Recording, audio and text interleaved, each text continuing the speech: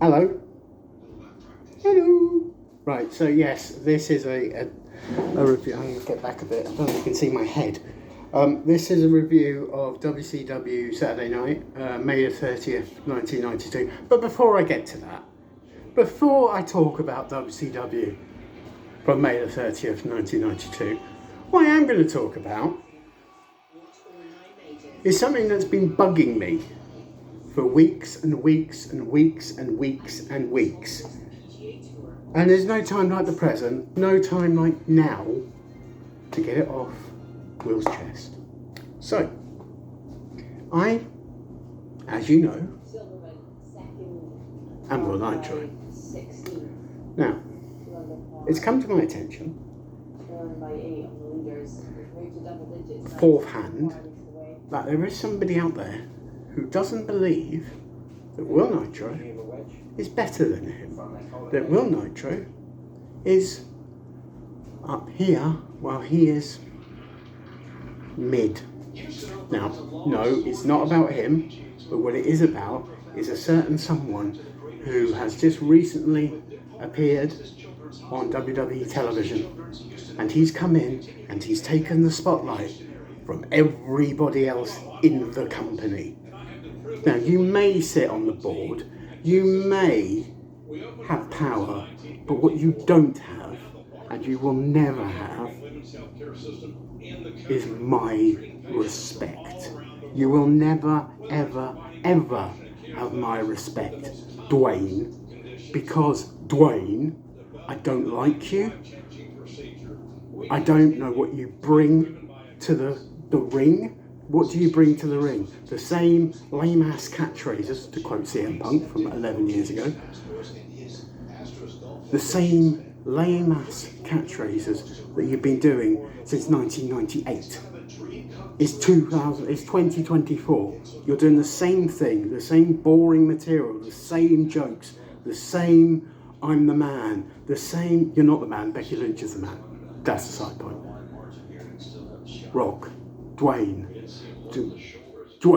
Rock, whatever the hell you want to be called, boss, the final boss. You're an idiot. I don't really care. I don't like you.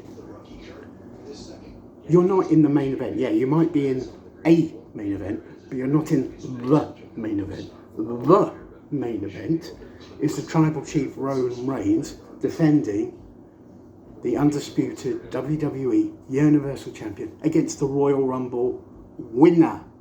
I don't know if this is like in your brain or anybody else's brain, but let's look at the facts. You didn't win the Rumble. You're not the champion. What are you doing here? What have you brought since you returned? What have you brought? You brought swearing, you brought blood, you brought stupidity, you brought anger, and you've brought nothing. Absolutely nothing. So, Dwayne, Rock, idiotic, overrated, underwhelming piece of garbage. I don't like you, and I never will. I barely absorbed you. Now, the main event, as I said, is Roman Reigns defending against the Royal Rumble winner. I'll emphasise it again. Winner, Cody Rhodes. So yes, in 2 weeks, I'm recording this on a Saturday night, by the way. 2 weeks tonight. It is WrestleMania XL, WrestleMania 40. 40 years in the making.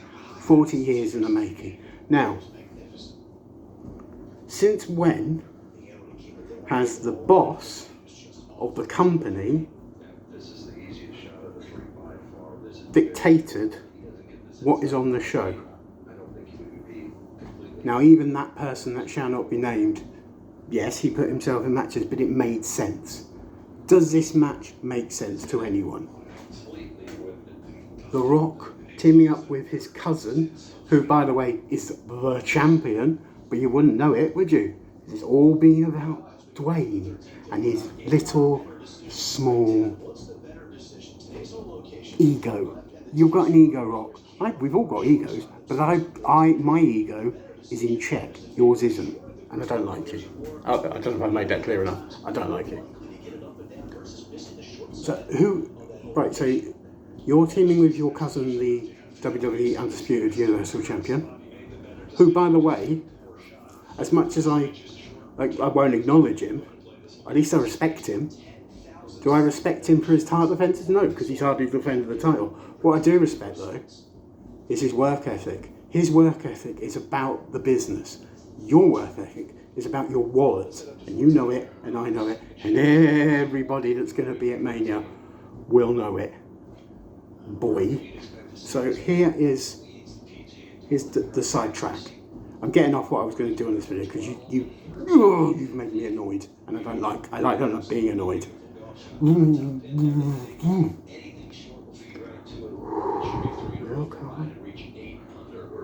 So let me say this again. So it's The Rock and Roman Reigns against the World Heavyweight Champion Seth Rollins and the Royal Rumble winner Cody Rhodes. Now, in a normal space of events, that actually would be quite an interesting match to watch. Just not this year.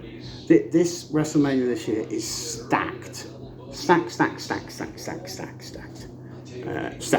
Not even stacks from NXT. It's stacked. It's stacked. So here's my take on WrestleMania. Right? And this may change within the next 2 weeks, but should this match be on the card? Absolutely not. I don't believe it benefits anybody in this match for being in this match. Personally, it doesn't make sense to me. But then, hey, what do I know? I'm just a fan. I just watch. I just talk. I mean, what do I know? So here is what I think. Here are the matches that I think. So the matches that are on the card, bar that one, should be on the card, right? Now, obviously things change when Philip hurt his shoulder. He was ACL. It's bad. Very bad. However,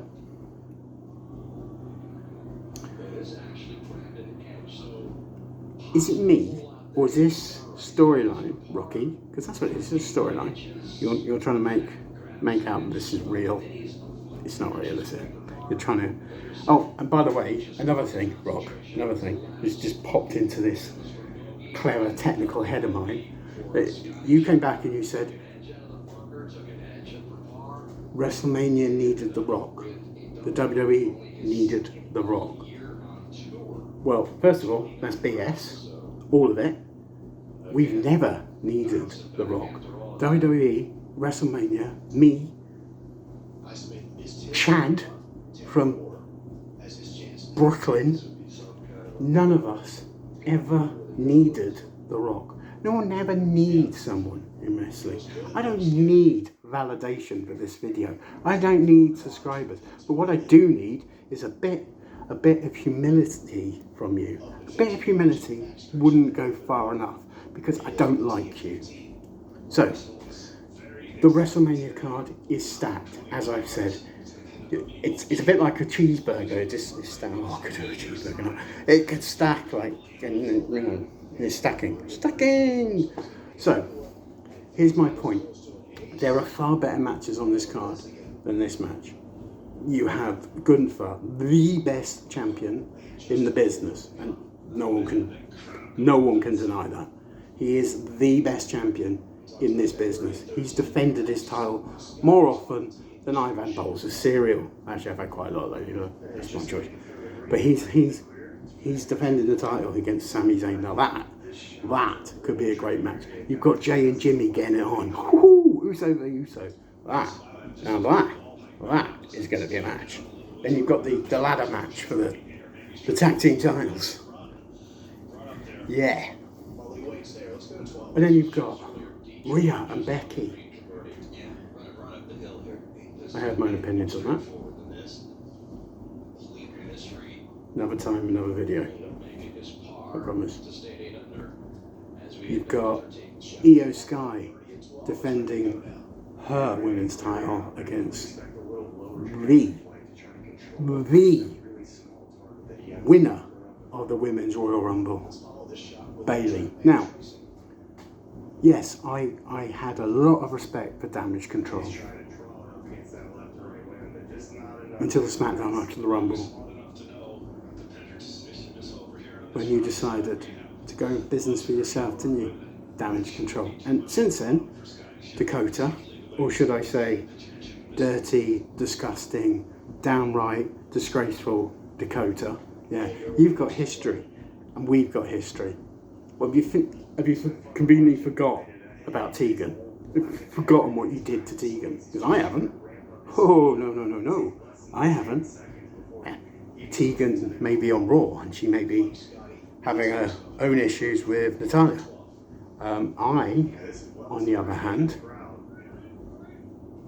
I have no issues with Natalya. I have no issues with Tegan. I have an issue with you, and I have an issue with the card. But I'm going to put that to one side because I'm not here to be angry. I'm here to tell you about WCW Saturday Night, May the 30th, 1992. Now, this show was all right, actually. It wasn't too bad. Yeah. You weren't expecting that, were you? No. First match was Greg Valentine, former WCW United States Tag Team Champion, and he took on Larry Santo. And obviously Greg Valentine won with the figure 4, ladies and gentlemen. He did. It happened in like 3 seconds. The next match was the maniacal Cactus Jack, and he took on Johnny Rich. And Cactus Jack won this with a pinfall, and he did like the elbow, I think it was. I can't remember. I've slept. But yeah, he got the win. After this match, then they did a promo because Cactus Jack is going to be taking on Sting in a Falls Count Anywhere match on Saturday, June the 20th at Bash at the Beach, or Beach Blast, I should say, not Bash at the Beach, something else. It's not for the title because apparently the championship committee decided that Cactus Jack wasn't championship worthy. That's somewhere before. But yes, so he's going to take on Sting, and then they did these promos, and Sting probably got one of the worst promos I've ever seen in my life. I mean, it's not Sting's fault because Sting was given. It's just the ending of the promo was just awful. He said he was going to take out Sting and he was going to blast him from the beach. Oh, Sting. I don't know who was writing their stuff then, or if it was the wrestlers writing their own stuff, or what. I don't know if it's Jim Herd or who, Bischoff. I don't know, but it was terrible. Please don't do it again. It was awful. There was another 3 matches. So match number 3 was but this is where it gets a bit interesting, because normally with Saturday Night / Superstar / all the wrestling programs in those days, you didn't really have big matches, big stars against each other. It was bit like the first 2 matches were like a main roster guy, and then like a developmental guy, or jobbers as they were. I don't like calling them jobbers. They're not jobbers. They're great. So yeah, the next matches were a little bit different. So the next match was Marcus Alexander Bagwell, and he took on the Enforcer, Arn Anderson. Now, before this match, they interviewed Arn Anderson, Jim Ross, and this guy that presented Headbangers Ball, Ricky something. He had lovely hair, but yeah. Arn won with the pin after the spine buster, as always. But it was different.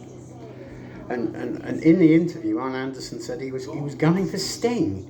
He was going after Sting for the WCW World Heavyweight Champion. Now, let's back up a minute. So Sting's got a non-title match against Tachistan. Arn Anderson's called him out. Rick Rude's called him out. Vader's called him out. Was he going to have a fatal 5-way? He's not going to have a fatal 5-way. But still, that didn't make sense. But, it's nice to see Arn Anderson putting himself forward for the, world title contention, because we all want that. The next match was Steve Austin, stunning Steve Austin, against the cruncher Larry Zbyszko. Now, at the end of last week's, the last episode, I know it's been a while since I've done a video, but the last video I did for WCW last time Saturday night. If you remember rightly, at the end of the match, they left it a bit hanging with the Dangerous Alliance. Well, I came to a head this week because Paulie Dangerously came out and he basically said, like, because they were gonna, I thought it was a bit odd they were having a match, but okay. And then he basically said, we had a meeting, we couldn't decide what we were going to do, so we're going to handle our business in-house. We don't air our public laundry or dirty laundry and all that. And then he said, like, we could have fired you, but we think we should better handle it by having a match.